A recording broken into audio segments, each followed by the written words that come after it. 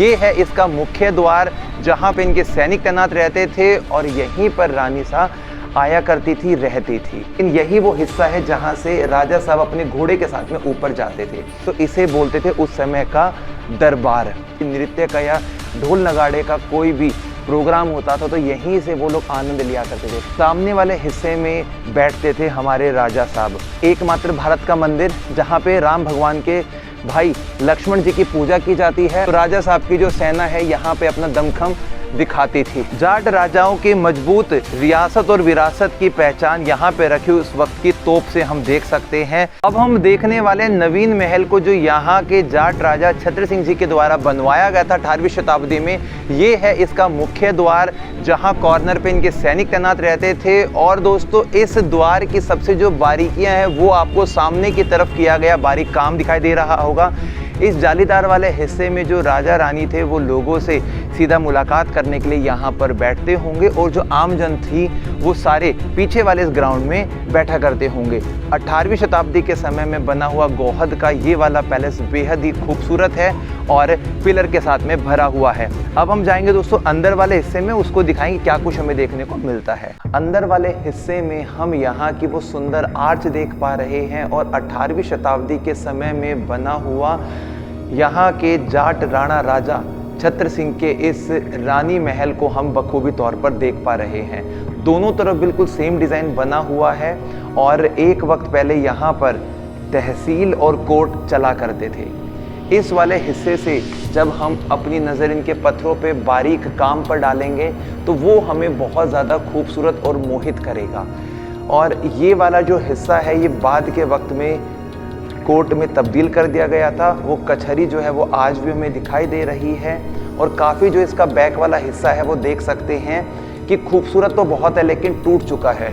और इसी के ऊपर जाने के लिए कॉर्नर पे आपको ये रास्ते दिखाई दे रहे होंगे और कितना सुंदर काम इसके ऊपर किया गया है। मन करता है कि टकटकी लगाकर देखते रहें। जो राजा छत्र सिंह का ये वाला पैलेस बना था वो ज़्यादा विख्यात हुआ 18वीं शताब्दी के समय में राजपूताना और स्थानीय शैली के आधार पर, क्योंकि इस स्टोन के ऊपर काम करना थोड़ा मुश्किल होता है। लेकिन आज से 200-250 साल पहले भी हाथों से इतना बारीक काम उन कारीगरों ने किया जो बहुत अद्भुत है।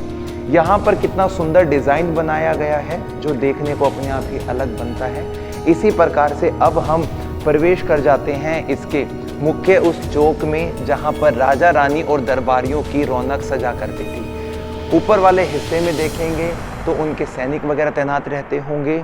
यहाँ पर आप देख सकते हैं कि बड़े बड़े पिलर के ऊपर इसका जो आधार है वो तैयार किया गया है और आमने और सामने का जो स्ट्रक्चर है वो बिल्कुल एक जैसा हुबहू बना हुआ है।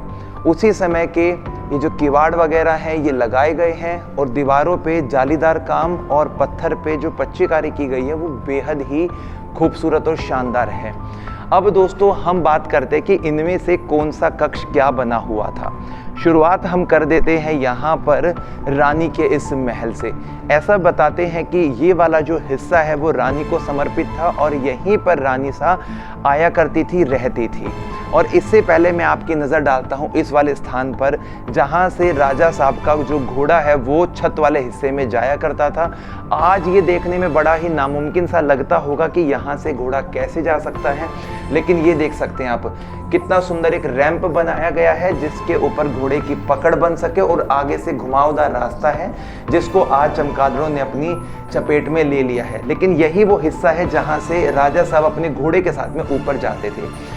और हम अब दीदार करते हैं रानी के इस महल के हिस्से को। यहाँ पर आप देखेंगे एक बहुत सुंदर 2 मंजिला जो हिस्सा बना हुआ है ये बेहद ही शानदार है। हवा के लिए बनाया गया होगा या ऊपर इनकी जो दासियां हैं वो बैठती होंगी।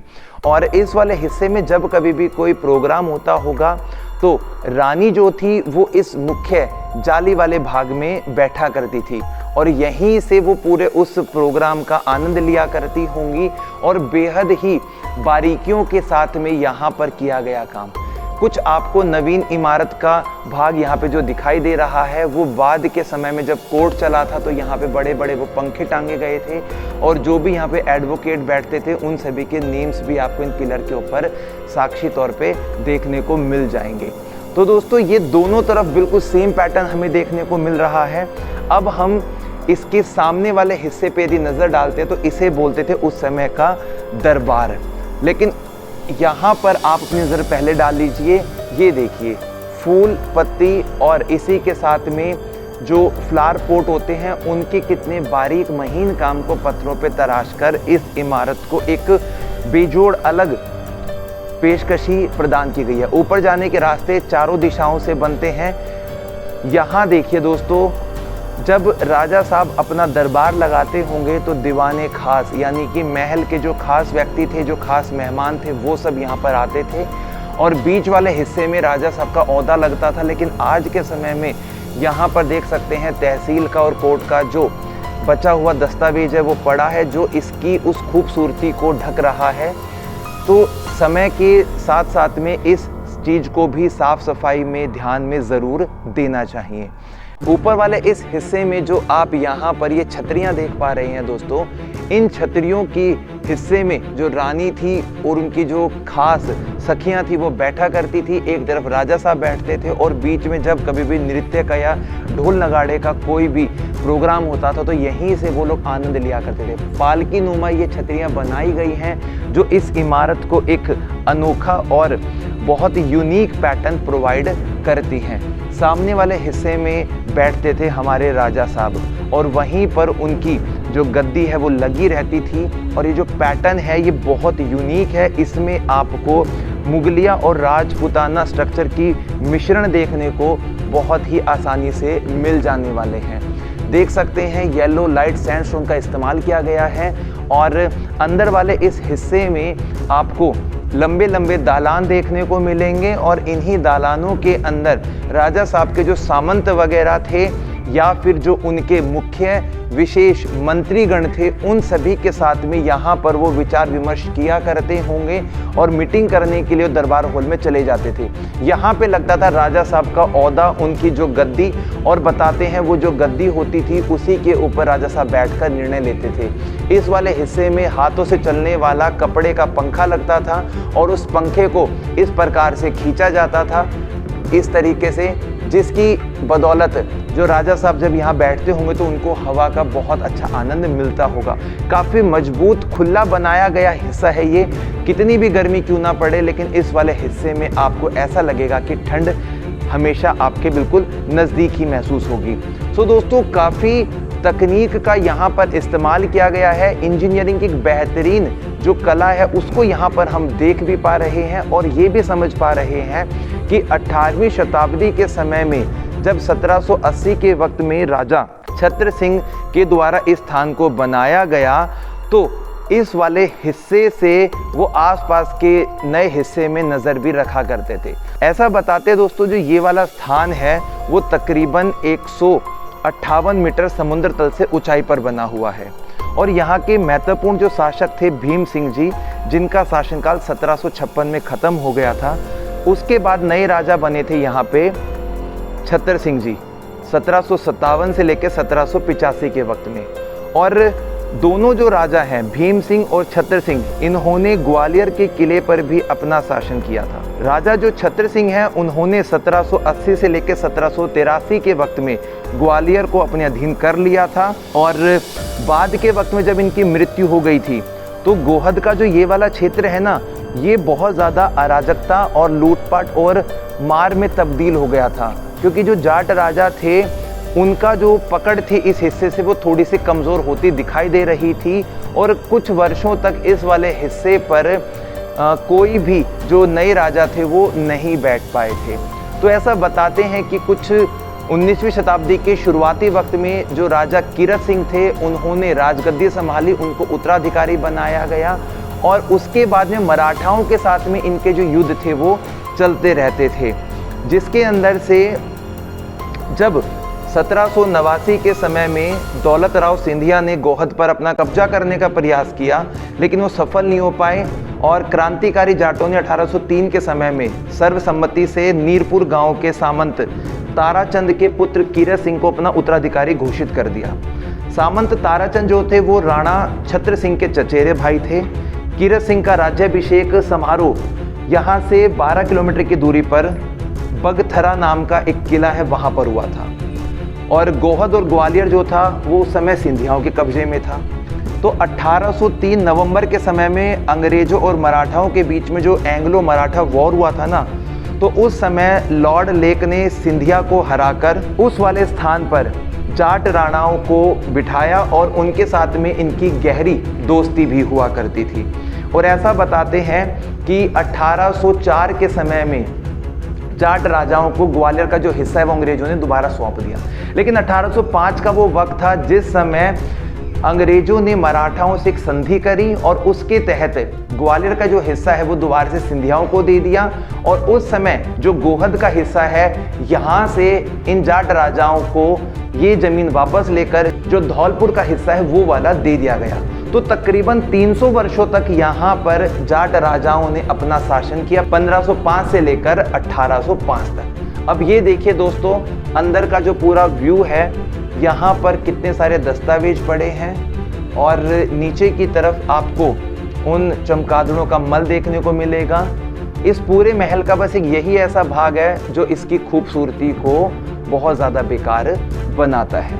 अब दोस्तों हम यहाँ से ऊपर वाले हिस्से में जाएंगे, कुछ चीज़ों को वहाँ से कैद करेंगे। आइए, ऊपरी भाग पे पहुँचने के बाद में हम यहाँ पर इसकी खूबसूरत बनावट तो देख पा रहे हैं, लेकिन वक्त ने किस तरीके से इसकी दीवारों को नुकसान पहुँचाया है वो भी साफ तौर पर हमें दिखाई मालूम पड़ता है। एकाएक लगातार बने हुए अलग अलग जो कक्ष हैं उनमें आप जब ऊपरी भाग पे देखेंगे तो आपको बड़ा बुरा लगेगा कि हमारी जो विरासत है वो किस प्रकार से खंडर में तब्दील हो रही है। कॉर्नर में बुर्ज के साथ वाला हिस्सा देख सकते हैं। यहाँ पर पहले ऐसे हिस्सों में टॉयलेट वगैरह बनाए जाते थे, अब तो चमगादड़ों ने अपना कब्जा कर लिया है।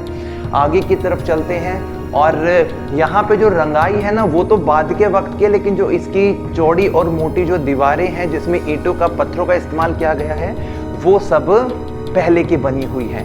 ऐसा बताते हैं कि इस स्थान को ठंडा रखने के लिए चूने को पहले 7 दिन तक भिगो के रखा जाता था, सुर्खी का प्रयोग किया जाता था और संजूट का प्रयोग किया जाता था, जिसके साथ में गुड़, तिलहन और बाकी बहुत सारी चीज़ों को मिश्रित किया जाता था, तब जाकर इन इमारतों के मसाले को तैयार करते थे। भूसा वगैरह भी उसमें मिलाया जाता था जो गर्मियों के समय में ठंडा रहे। ये देख सकते हैं, ये वाला हिस्सा भी सेम लग रहा है हमें। और मैं आपको ना ऊपर जाने का एक रास्ता दिखाता हूँ। इधर आइए आप और आप इनकी सीढ़ियों को देखिए, बहुत पतली पतली सीढ़ियाँ बनी हुई हैं, जिससे कि अगर कोई दुश्मन ऊपर की तरफ आता भी है ना तो वो अपने हाथों से तलवार वगैरह नहीं चला सकता। इस चीज़ का भी जो ध्यान है यहाँ पर रखा गया था और जिसके साथ साथ में हम इसके ऊपरी भाग पर भी पहुँच जाएंगे। और ये जो पूरी सीढ़ियाँ हैं बहुत ज़्यादा स्क्वीज बनी हुई थी, छोटी बनी हुई थी। छत का हिस्सा काफ़ी दूर तक फैला हुआ है। 2-4 चीज़ों को हम यहाँ से भी कैप्चर कर लेते हैं। सामने की तरफ लक्ष्मण भगवान को समर्पित एकमात्र भारत का मंदिर, जहाँ पे राम भगवान के भाई लक्ष्मण जी की पूजा की जाती है और इस स्थान को भी यहाँ के जो राजा थे, जाट राजा, उन्होंने ही स्थापित किया था। इस वाले हिस्से में इनके सैनिक गश्त पे रहते थे। सामने वाला जो हिस्सा आपको दिखाई दे रहा है वो राजा रानी का हवा लेने का रूम हुआ करता था, या फिर पीछे वाले हिस्से में जो परेड ग्राउंड है वहाँ पर जब उनके सैनिक बैठते होंगे तो उनको यहीं से राजा दर्शन भी दिया करते थे। तो बड़ा ही सुंदर खिड़कीनुमा शेप बनी हुई है और ऊपर की जो छोटी छोटी गुमटियाँ हैं, राजपूताना छतरियाँ हैं, वो बहुत ज़्यादा खूबसूरत हैं। और इसी के साथ में इनके जो सैनिक थे जब प्रदर्शन करने के लिए या किसी समारोह पे परेड किया करते थे तो राजा साहब की जो सेना है यहाँ पे अपना दमखम दिखाती थी। जैसे आज के समय में 15 अगस्त 26 जनवरी को हम लाल किले पे परेड देखते हैं, वैसे ही राजा साहब के जो सैनिक थे यहाँ पे परेड किया करते थे। और चारों तरफ इस हिस्से पर नदी बहती थी जो इस स्थान को प्रोटेक्शन दिया करती थी। लास्ट में कॉर्नर पे हमें एक छोटी सी राजपूताना छतरी दिखाई दे रही है जहाँ पे रानी बैठती थी और बीच वाले मार्ग से जब राजा निकलते होंगे तो उनका स्वागत करती थी, उन पर फूल वगैरह डाला करती थी। तो दोस्तों ऊपरी इस पूरे कंस्ट्रक्शन से हम ये समझ सकते हैं कि 18वीं शताब्दी के समय में बेहद ही खूबसूरत शानदार जाट राजाओं के द्वारा बनवाई गई जो ये पूरी इमारत है वो अपने आप में बहुत यूनिक है और दिल को खुश कर देने वाली है। अब देखते हैं दोस्तों कि हमें क्या कुछ एक्सप्लोर करने का मौका मिलने वाला है। जाट राजाओं के मजबूत रियासत और विरासत की पहचान यहाँ पे रखी उस वक्त की तोप से हम देख सकते हैं, जिसके डर से आसपास के जो दुश्मन थे वो भी कांपा करते थे, क्योंकि इनके पास में इतनी सारी तोपें हुआ करती थी और दुश्मन भी लड़ने से पहले कई बार सोचा करते थे। काफ़ी बड़ी तोप यहाँ पर रखी हुई है जो हमें इस किले के उस इतिहास को भी बताने की मदद करता है और यहाँ की मजबूत रियासत का भी जिक्र हमें देता है। यहाँ से वो गोला जब फेंका करते होंगे तो बड़े बड़े किलों की दीवारों को और उनके गेटों की धज्जियाँ उड़ा दिया करते होंगे। और दोस्तों इस पूरे हिस्से में जो आपको एक ग्राउंड दिखाई दे रहा है, ये पूरे का पूरा आज के वक्त में गोहद के नए महल की ही सीमा में शामिल किया गया है।